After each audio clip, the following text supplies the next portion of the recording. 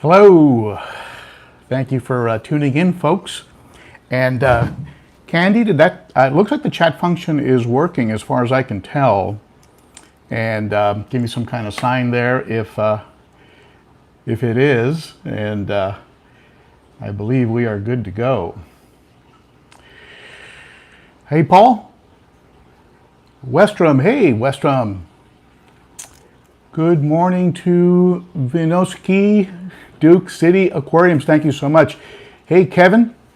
Good to see you, buddy. And Tech for Tex. How you doing there, Philip? Weestrom. Hello, Weestrom. Candi, looks and sounds good. Thank you. All right. So let's get right underway here. Today's topic. I've got two topics. One is one is food, and the other one has to do with fish keeping fears. And why did I get onto fish keeping fears?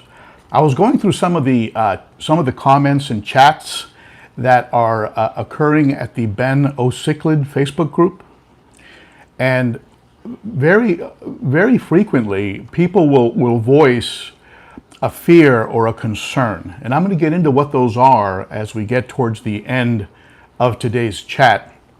I will share with you what some of those are that came up and what my suggestions are. But first, let me get into food. And the reason I'm back in this angle, because I agree, I like the angle where the tank is behind me completely, but I need this angle today because I have some props. I have some props here on the desk that I need to share with you as part of the live stream. So that's why I'm at this angle.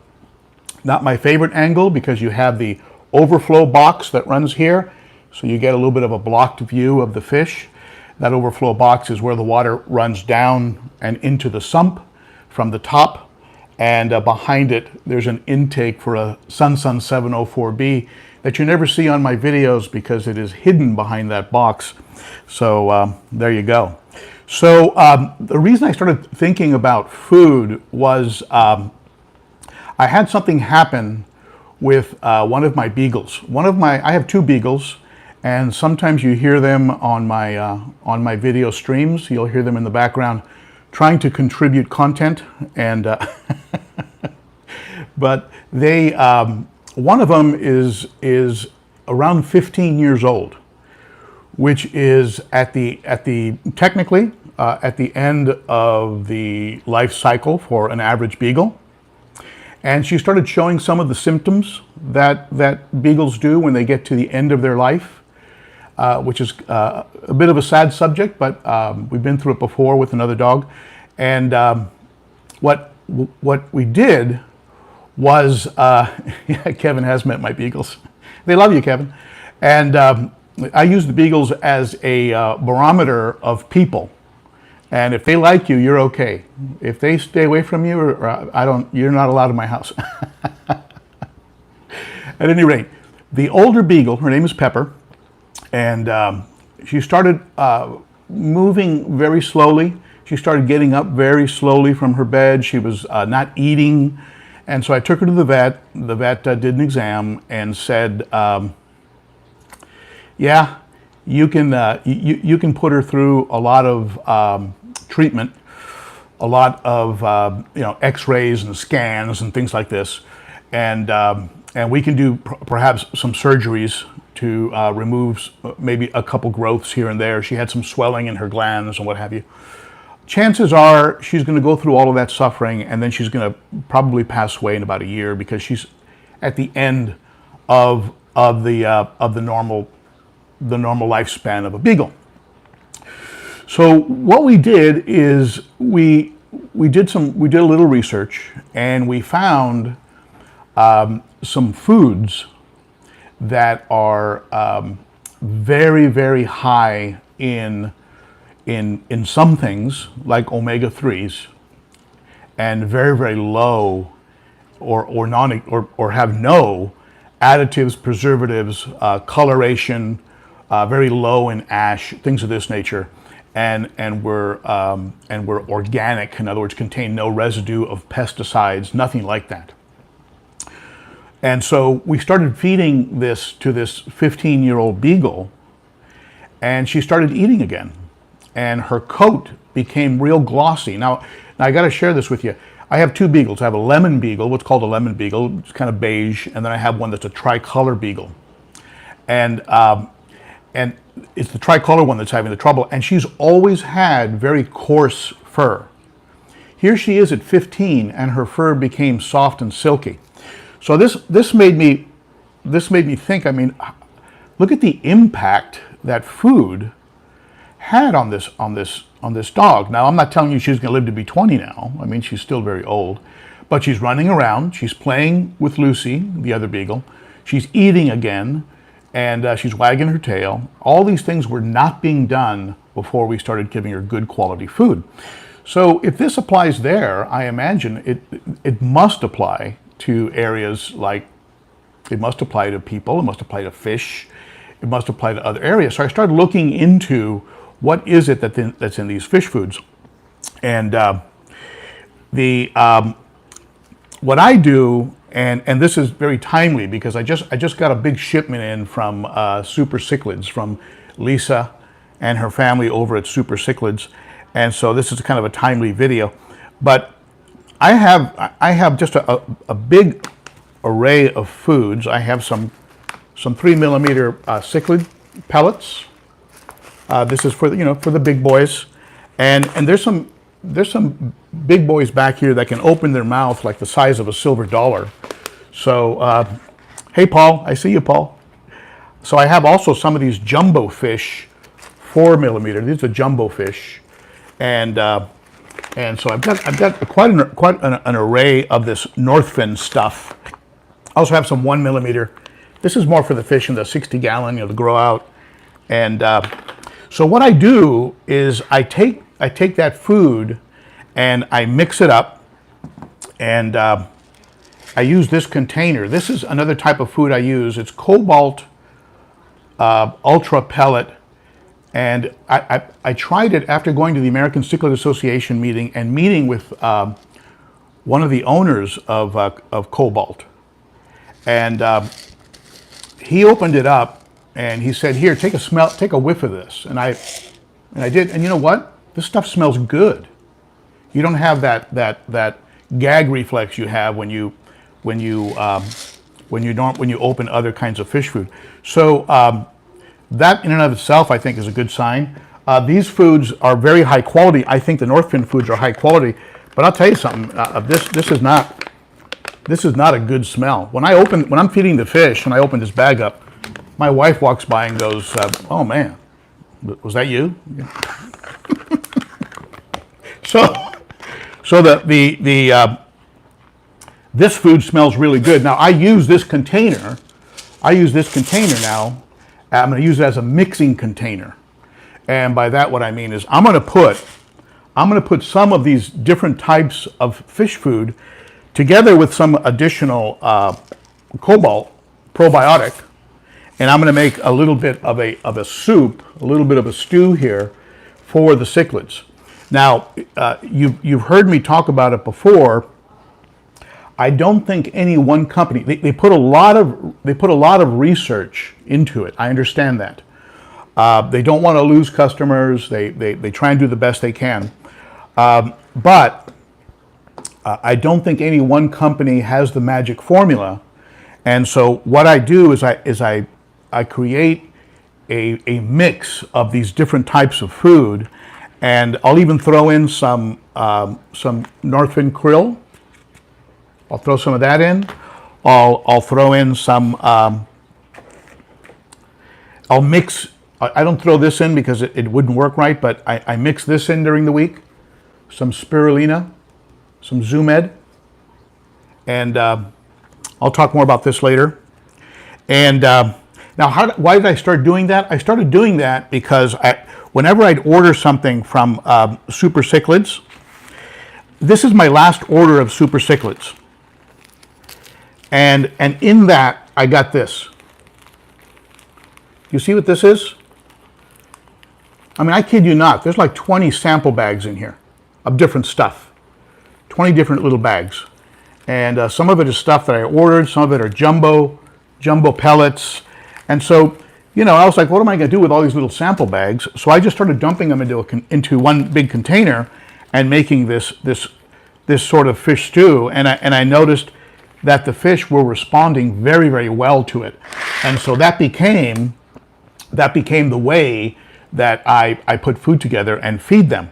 Now, in looking over ingredients, I started looking over some of the ingredients, again, going from my dog adventure over to the fish.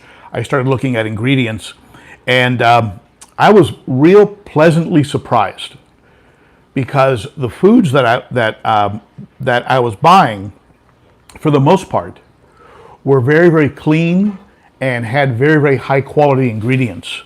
If you look at these, what's in these things.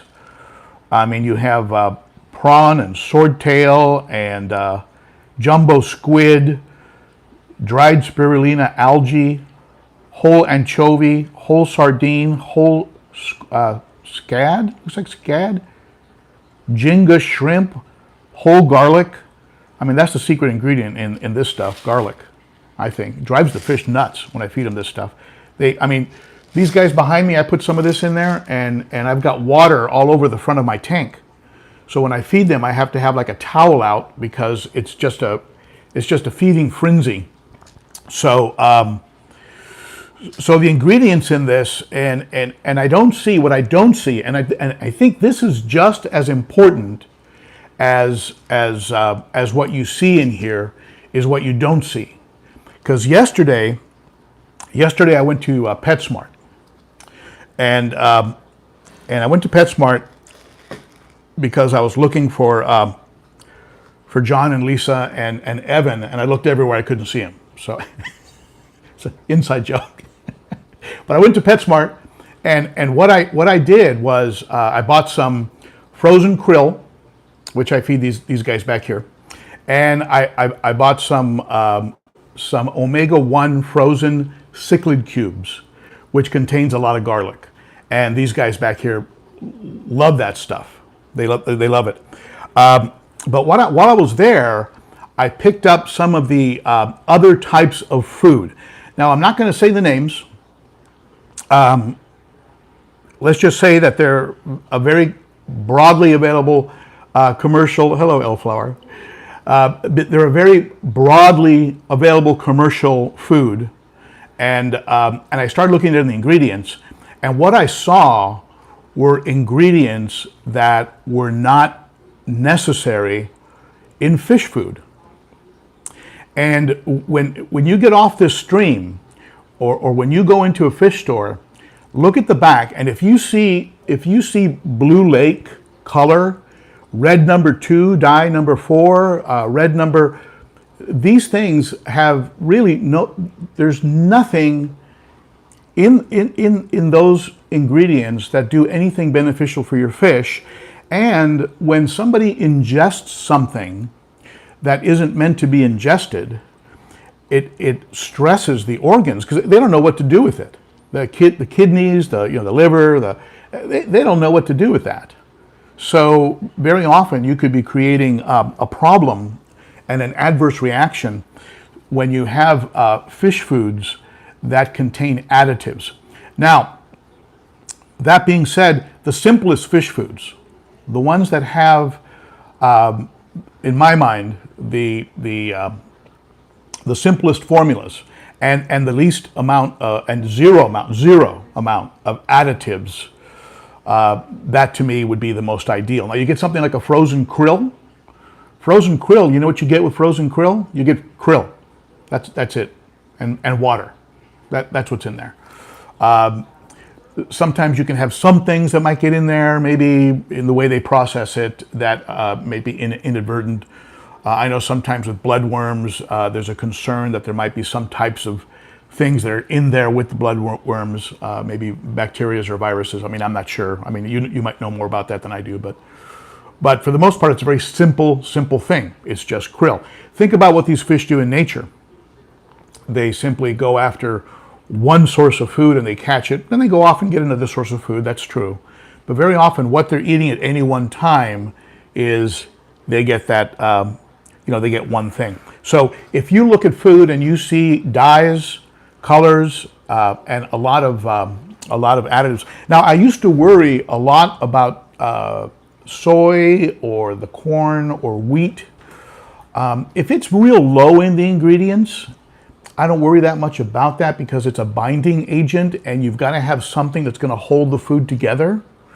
So when it's real low in the ingredients, I don't worry about it too much. When it's the first ingredient, I'm not too excited. So look for these binding agents, and then also look for colors and dyes, because those colors and dyes that they put in, the artificial colors and dyes, those are in there. They're in there for you. They're not in there for the fish. They're not doing anything for your fish. They're making it a little bit more aesthetic for the buyer, and making it a little pretty for you. And we see that a lot. We see that a lot with food that they sell to people. So a lot of these companies took the same ideas that they had when they were packaging food for human consumption, and they put a lot of junk in it that they shouldn't have put in it, and then they just simply carried that over into the food world. Now, so that being said, just to give you the roundup, okay, I use Piscine, the Piscine Energetics, good stuff. Met the reps over at the American Cichlid Association, good stuff. I use these different, for those of you that came in late, I use these different products from Northfin, great company. I usually pick them up from SuperChats. They ship for free because shipping can kill you. How many of you have been about to buy something on the internet and you were about to hit the buy button and then you saw the shipping cost and boom, you were out of there? So that's not a problem at SuperChats because they ship for free. You just use the code ship for free. So I make a combination, and then I feed them. Now, I feed a certain way. This is how I feed. The pellets, I have to wind up like a big league pitcher and throw the pellets into the tank so that they sink. If the pellets float at all in this tank here, they're going to go down this overflow here, and they're going to end up in my sump. So I've got to put them down with a little bit of force. They go down, and before they hit the bottom, the cichlids have wiped them out. So you can make your pellets sink. You don't have to soak them at all, unless you think you have to, or you're having fish that are not eating, and you're soaking them in garlic to help them eat, like a garlic guard. But I don't soak my pellets. I simply just drop them in. They absorb water very, very quickly. They become moist very, very quickly. And the fish gobble them up very, very, very quickly. I can't have floating food in here. If I do put floating food in here, then I would have to turn the sump off and then restart it when, of course, after they're done eating. Otherwise, the food does get sucked down. So I recommend, this is me, what you do is, of course, that's your call, but I recommend definitely putting some, a combination of foods together. Someone asked about putting a screen over the overflow. That's an interesting idea. My only concern with that would be the screen becoming blocked, and that could produce other problems. But the truth is I do so much regular maintenance on this that the chances of that screen being blocked would probably not be a problem. One thing I am considering, and for those of you who have sumps, I'd love to have your input on it. I am considering pre-filtering the sump. Now, how would you do that? You can get some pieces of coarse sponge and simply set them in a little bit bigger than the size that would fit perfectly, just a little bit bigger so there's pressure, and set them in around the top below the cutouts of the sump. So when water pours in, the first thing it hits is the coarse filter, and then it goes into the overflow box. So you could jam some coarse filter material just below the cutouts in the top of the overhang. That could work and catch anything that goes in there.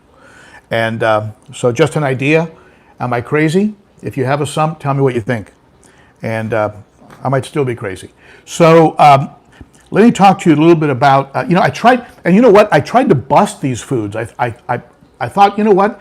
These guys have got to be sneaking in some preservatives that are not natural and not healthy.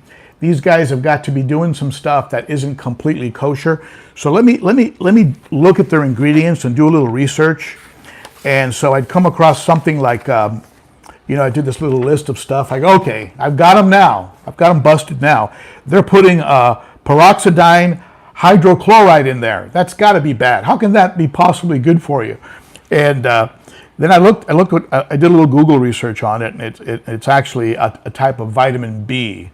So I said, okay, well, how about this astaxanthin? Well, astaxanthin, oh, it's a coloration. Oh, okay, there you go. So this is something that they shouldn't be. And then it says at the very bottom of the write-up on it, has many health benefits. Well, how about choline chloride? That sounds pretty deadly, doesn't it? Choline chloride. Let's see here. Okay. Vital dietary additive for healthy as well as accelerating growth of the animals, such as fish, swine, chicken. It helps in building and maintaining cell structure and function, supports them.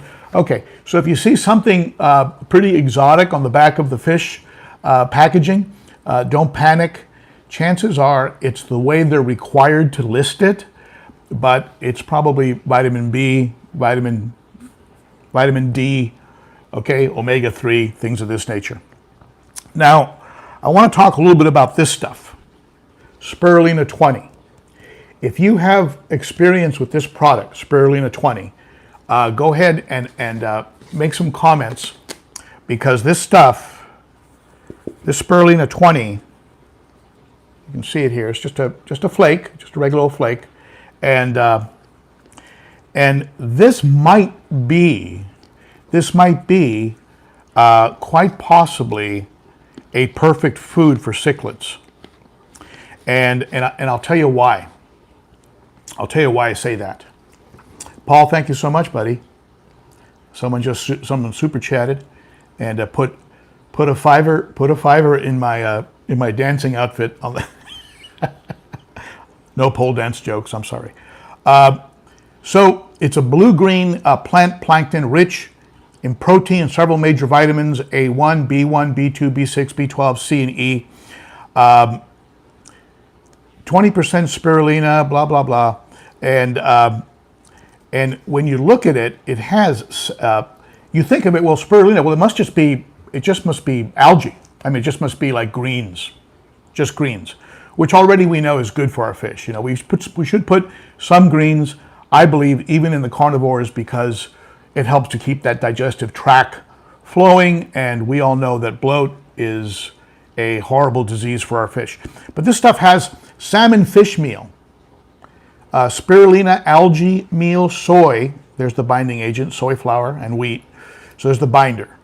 Brewer's yeast, that has amino acids, some cornstarch, that's a binder as well. So there's probably more binders than I would in a perfect world, but hey, dried krill meal, shrimp meal, plankton meal, lecithin, vegetable oil, and a lot of other vitamins.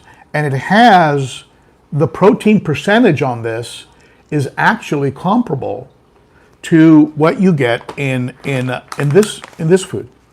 You're in that 40 to 50%, maybe 40 to 45% range of protein. So you're getting a lot of protein with this spirulina product, and you're getting the advance or the benefits of something green going through the system of your fish. Now, let's say that you just did a big rescape of your tank or a big water change, and your fish are stressed. They can't help but be stressed. Whenever you mess with things, you move plants around, you add fish, you take fish out, whatever, they get stressed, okay? And their little systems, their small, their immune systems can have an adverse reaction. So after something like that, you can fast them for a little bit and then use something like this that's going to be very easy in a lot of ways to digest, because it has that vegetable product in it and it's going to help things kind of go through the system a little bit easier. So just a little bit of a tip. Now, one other tip on feeding is that I feed with the intention of making sure that everybody in my tank gets something to eat. Now, in the 60-gallon, I have a real funny little game going on with one of the Nimbochromis livingstonies that are in there. I start feeding on the right side of the tank, and there's this one fish that I think is just so cute. He goes to the far corner and waits. And he knows that I'm going to drop a little bit of food right there in the corner for him. So somehow he's been trained, so he heads off to that corner. And but you have to watch. Like in the 60, I'll intentionally put food where it falls over the rockwork, because I know that the pleco and the synodontis are going to come out from the rockwork and actually are going to eat from that area. So I feed there. Then I feed on the far right side where all the most aggressive fish are going to go after the food. And then I make sure I go way over and make sure I help that other fish who likes to lay back get some food.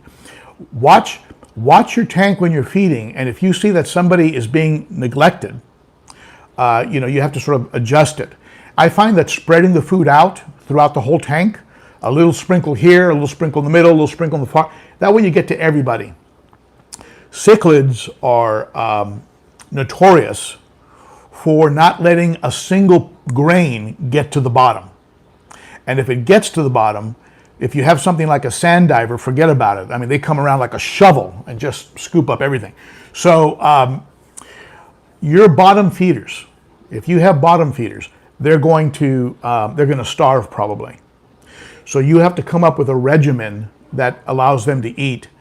And in the case of my plecos that I have in my tanks, my synodontis, and in some cases the clown loaches, I feed over target feeding. Thank you, Kevin. Target feeding. I like that.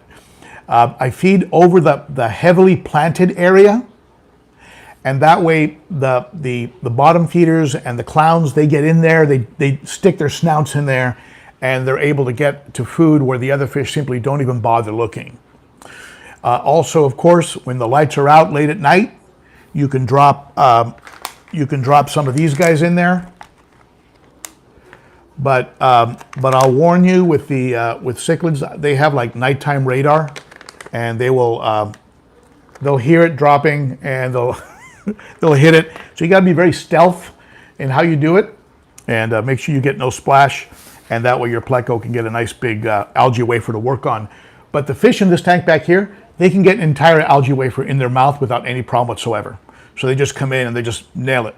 So you're right, Steve. It's the smell. It is the smell. I don't think they hear much, even though they do have that nerve that runs down the length of their body that allows them to feel any vibration up to a mile away, right? So, and if you're talking about them, they know. They always know. So also the size of the pellets, that makes a big difference, I think. And I like to provide the bigger pellets, of course, for the bigger fish.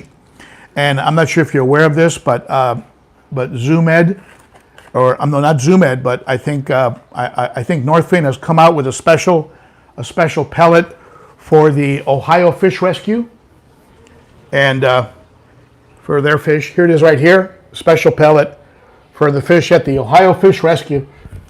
And of course, that's a joke. So, so at any rate, on food, if you have any comments on food, what's worked for you, I'd like you to go ahead and mention it in the comments below. What works for you? What foods have you been using? What's been the results you've seen? I've seen great results since I started mixing things up. And I've also had great results with what Kevin Green called the target feeding. So, and that's really good. Kevin Green, by the way, just had one of his videos, I believe, get 150,000, and it was over a little bit of time, I understand, but 150,000 views on one of his videos. Congratulations, Kevin, that's awesome, over at KG Tropicals. So I want to do very quickly a couple real quick shout outs. Very quick shout out to Kevin, Candi, and Dennis for being the moderators. They're awesome. They keep it going very, very smoothly. And I want to thank all of you who have done super chats. The super chats do not go unnoticed. Thank you so much, everybody, for those, and I really appreciate it. And all of those who like and share and comment and subscribe and hit that bell. I want to thank all of you who do that, because it really is appreciated. It encourages me to do this. Now, I want to move to a different subject, and this subject is because recently I've been hearing people talk about certain worry that they have in the hobby, and certain fears. And you really, and I did a video a long time ago called 10 Tips. And in that video, I talked about how very often we get into too much anxiety and worry about the hobby. And when it starts getting that way, it stops being fun. It's no longer a hobby. It's actually, it's just another source of stress. I personally love doing these, working on fish and doing YouTube, because it is very different from what I do on a day-to-day basis. It's outside the world of what I normally do. So I come here for a reduction of stress. I spend time with you because I find it very relaxing and enjoyable to interact with you. But I also love like working on a tank and cleaning a canister, doing maintenance and watching the fish grow and thrive. That gives me a certain satisfaction and a certain level of stress reduction. And so if there's a lot of worry in what you're doing, my advice to you is number one, don't worry. Look at the worst that could happen. Look at worst case scenario and compare it to what other worst case scenarios are, and put it in perspective. It's you know what I mean. Keep it in perspective and enjoy the heck out of it. But let's talk about some of the fears that I hear a lot of people talk about. Fear number one, disease. I hear a lot of folks worried. Would you please look at this fish? What's that on his lip? What's that on his tail? What's that on his, did I say KG Tropicals? KG Cichlids. How many times have I done that, Kevin, that I've called you KG Tropicals? I end up giving John and Lisa a plug, and as much as I like to help small channels, I meant to say KG Cichlids. John and Lisa don't need any help. Those guys are exploding over there. And anyway, let's talk about disease. People will post pictures. And granted, sometimes those pictures show something very serious. There's an ulceration on the outside of the fish. There's a growth. There's what looks like fungus, what looks like the beginnings of a colomaris or a serious ick attack of some kind. But very often it's just a little speck. The fish glanced against a piece of decor and has a little scratch. It's healing, and a couple good water changes and it's going to be fine. But some people get extremely worried about that. And my advice on that is go onto YouTube and get a few videos that talk about disease, and look at disease. Look at the diseases and what they look like. And then find out which of those are the most common. And then go to the local fish store, go online, go to Chewy's, go to Petco, go to wherever, and pick up the furon, the API furon 2, pick up the ick attack, pick up and have on hand the kind of things that you might need, the antibiotic that you might need, and have it in storage, so that if something does happen, it doesn't become worse as you're trying to, one, figure out what it is, and two, find the right med for it. So I would go ahead And because what'll handle the anxiety, and let's look at anxiety. What's anxiety and worry? Usually it has to do with an unknown. I'm trying to get a hold of one of my kids. I can't get a hold of them. It goes right to voicemail. They were supposed to be somewhere. They're not there. An unknown. You start having anxiety, right? So replace the unknowns with knowns by, if there's such a word, and with knowledge. Do some research, look at some YouTube videos, and get some of the medications and have them on hand, and you can still ask questions, of course. And now, what's another worry that people have? They worry about unexplained die-off. People sometimes worry about fish dying off on them, unexplained die-off. And very, very often someone will post a picture of a fish and they'll go, hey, he looked great yesterday and today he died. And what happened? My other fish look okay. Sometimes if you buy a fish, and I've said this in some prior videos, if you buy a fish, you don't know how old that fish is.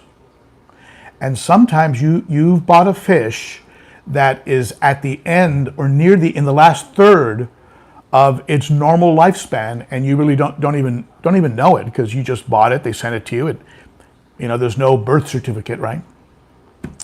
And all of a sudden, this fish tips over and dies, and the person is beating themselves up. What, do I have a disease? Do I have to treat my tank? Should I bleach everything? Never bleach everything, but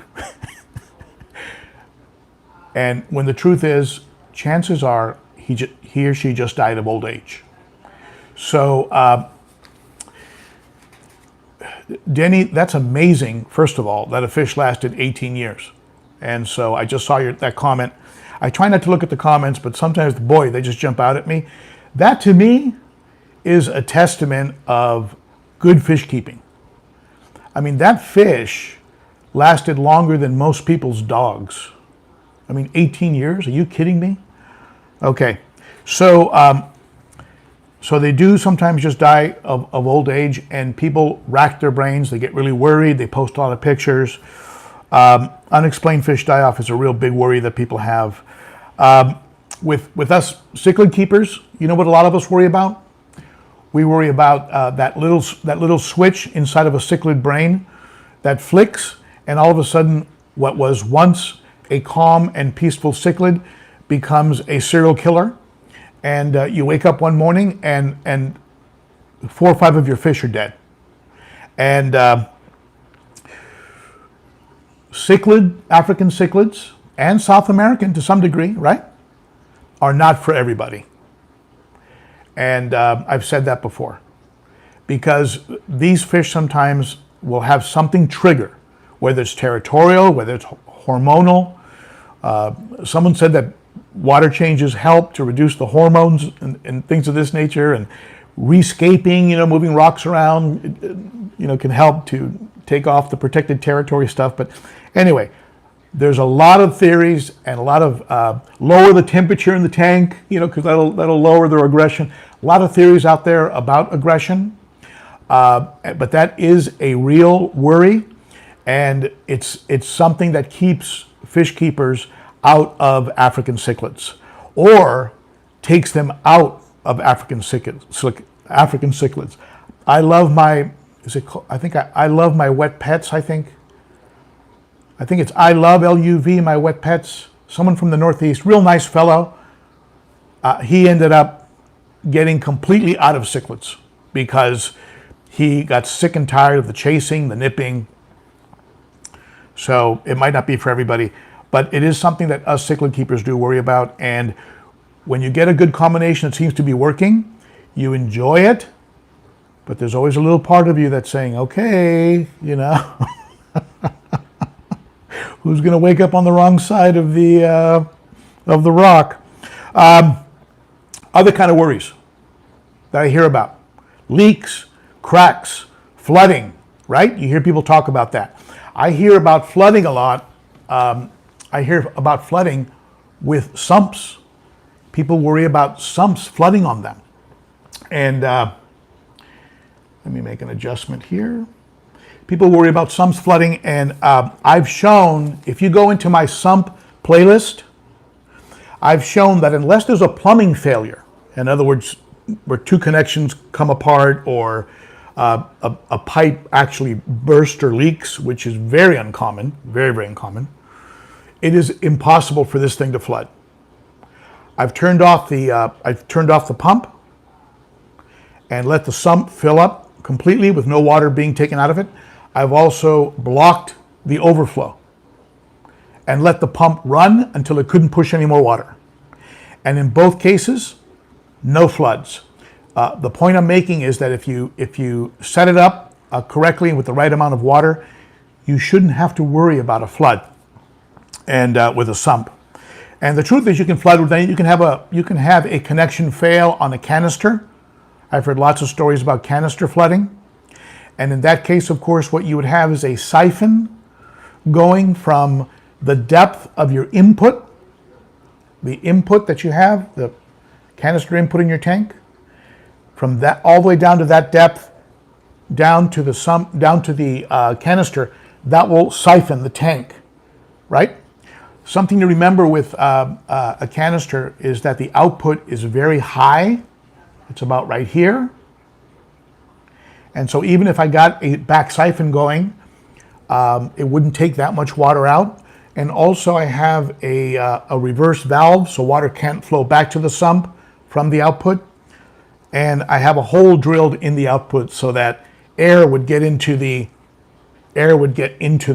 return, and it would break the siphon immediately if I did get a back siphon going. So I'm covered 3 different ways.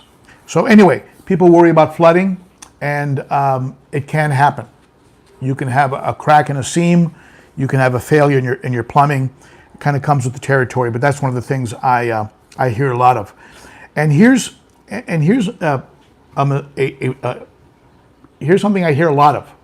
I'm afraid of making a mistake. I'm afraid that one of these days, I hear people talk about this sometimes. I'm going to forget to condition my water.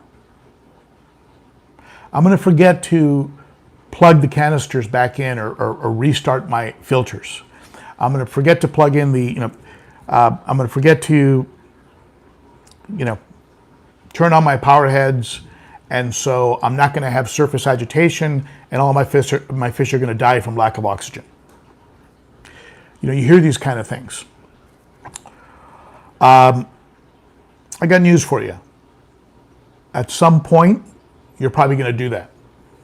You're going to do one of those things. Every one of the ones I just mentioned, I've done. I mispositioned power heads. I mispositioned outputs of a canister, and killed off some fish because of a lack of oxygen. I have forgotten to turn on a canister, and then wondered why my water was looking cloudy, and felt like an idiot. I've reduced the water level below the safe level on a heater. Thank God it didn't blow up. And so I've done all these things, okay? At some point we're going to do them. And forgive yourself and move on, because it happens. You can do some safeguards. After I work on any tank, I do a visual inspection now of everything. Okay, I do a visual inspection. I look and make sure everything's plugged in, everything. Even if I'm sure it's plugged in, I still look.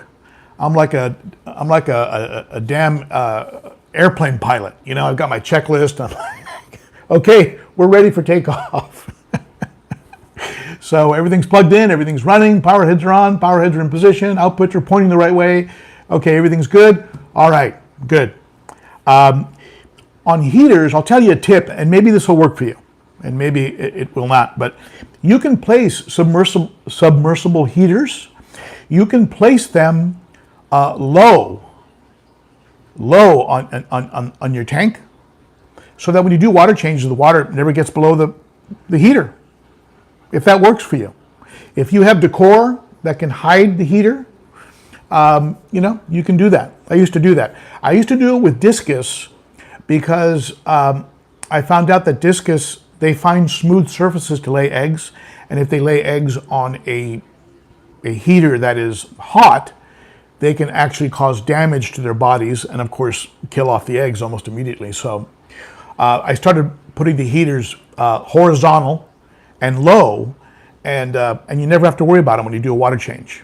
Make sure it's a submersible heater. Okay. So I've done all those things, and some of these things these worries and fears can stop a person from actually advancing in the hobby. And this is something I read the other day at the ben.o.cichlid Facebook page. Someone was afraid of moving into a larger tank. Would I be able to maintain it? Would I be able to take care of it? One person was afraid of canisters.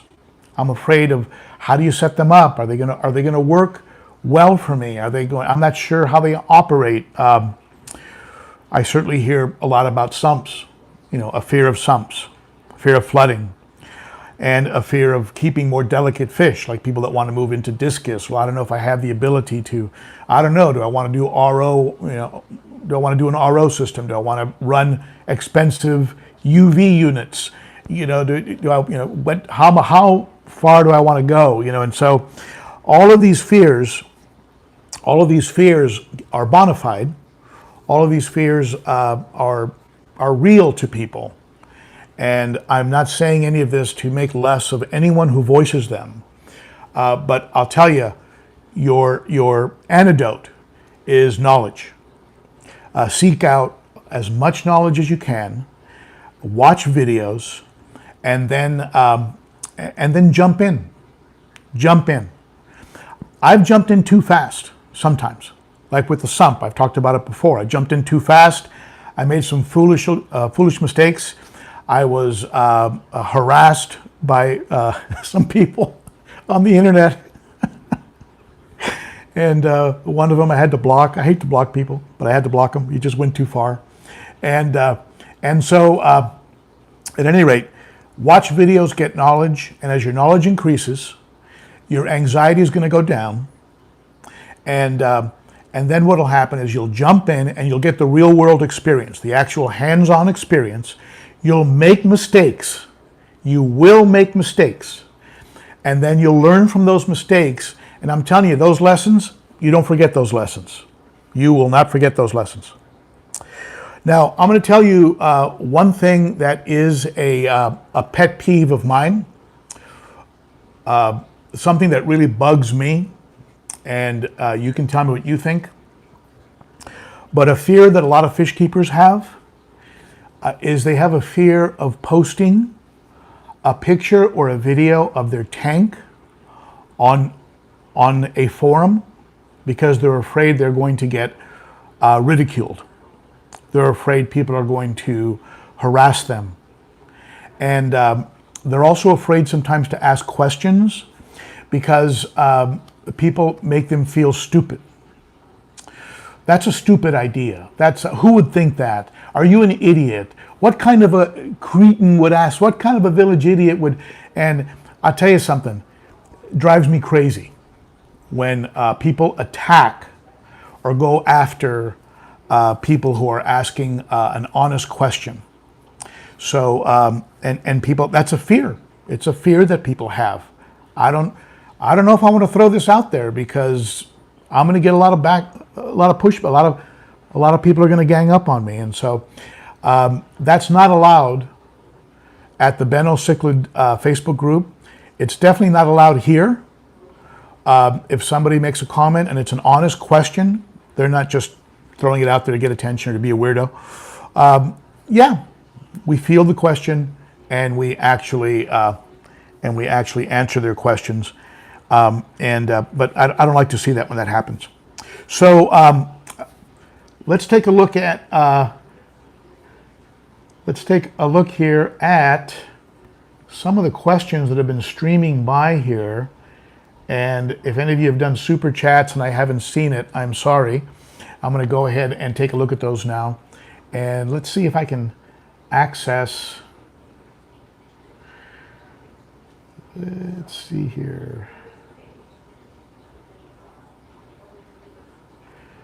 Okay. That's my big paw that's scrolling through your comments.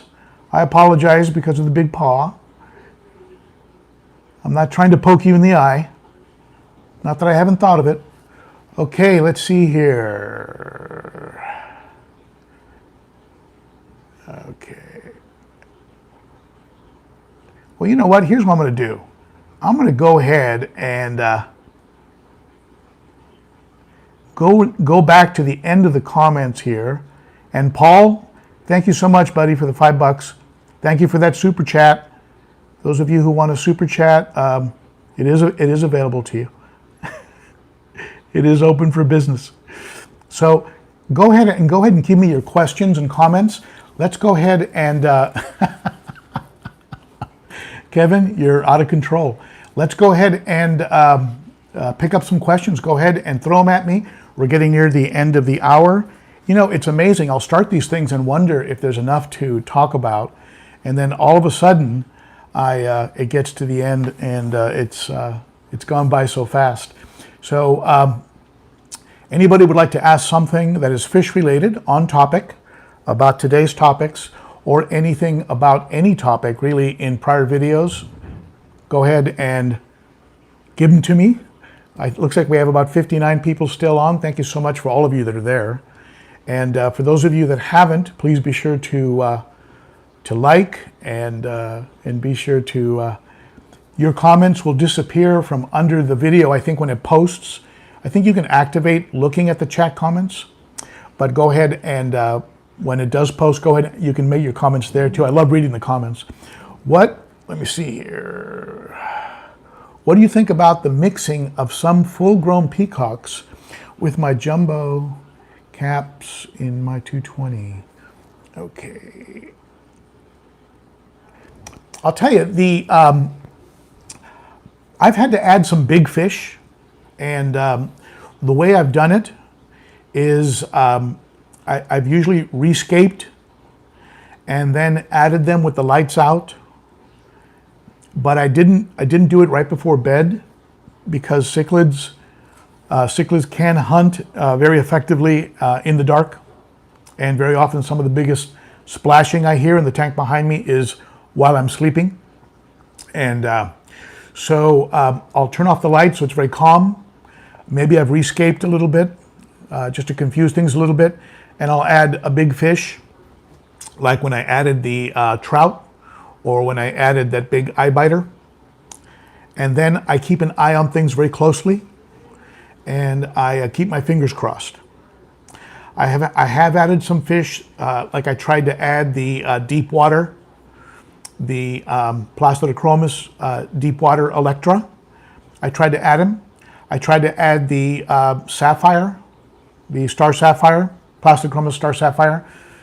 I had to take them out immediately because the harassment was so violent that it was, I had to immediately actually change it up. So yes, you can, I think adding big fish is possible. You just got to watch it. How much to feed? Somebody's asking how much to feed from Steve G. If they're eating longer than a minute, that's enough.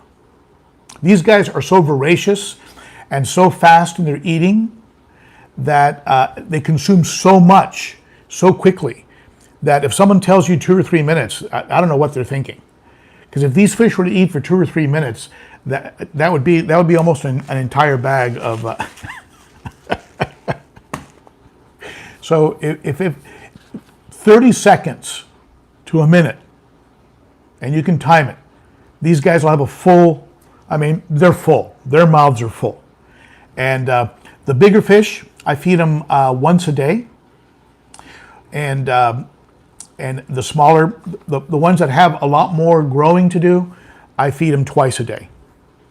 And some people have suggested I feed twice a day on the bigger ones because it might keep them from being what they call hangry, like acting angry or being out of sorts because they're hungry.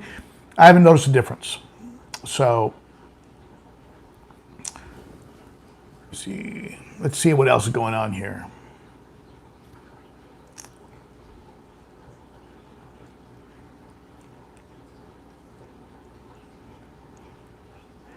Some fish have grown and some have not.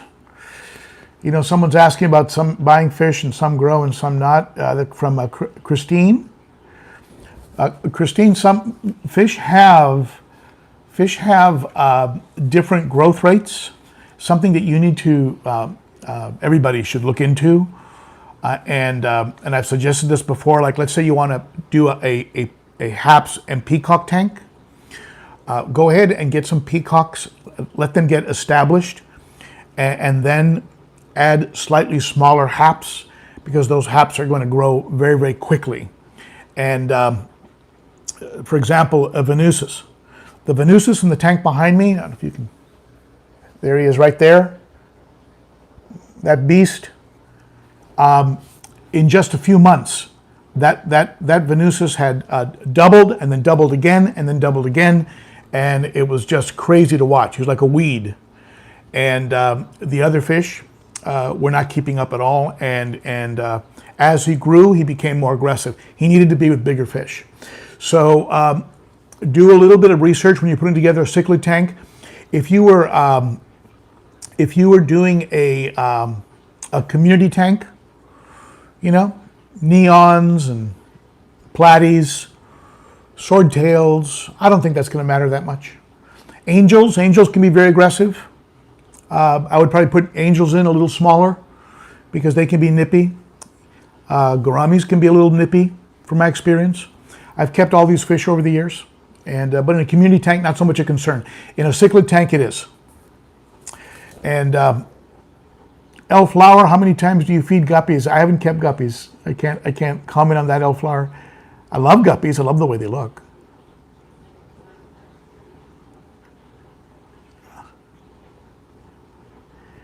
I don't keep anything currently. Besides, let's see here. I don't keep anything currently besides cichlids, unless you consider my clown loaches, Synodonus, and plecos. I keep those guys, but everything else is African cichlids. All of them from Lake Malawi. That's all I keep. I have kept community tanks. I have kept other lakes, and I have kept discus in my fish keeping experience. So, so at any rate, I think we're about up to an hour. Let's see here. Yeah, Venusus are crazy. Steve, I love Synodonus. And, you know, someone mentioned the flake food. I just got a big sample of North Fin flake krill. This was sent to me from Lisa over at SuperChats. And I think it got a little pulverized in the shipping, because when she showed the flakes on in the video that she posted, they were huge. And these I think got a little bit beaten up in the shipping. But I'm anxious to try this. I mean, it's well, let's see. Maybe it just looks crushed, but it's not. Oh no, it's still pretty big. Look at that. Pretty good sized flakes. So these are North Fin krill flakes. And I'm going to be trying this, and I'll let you know what I think.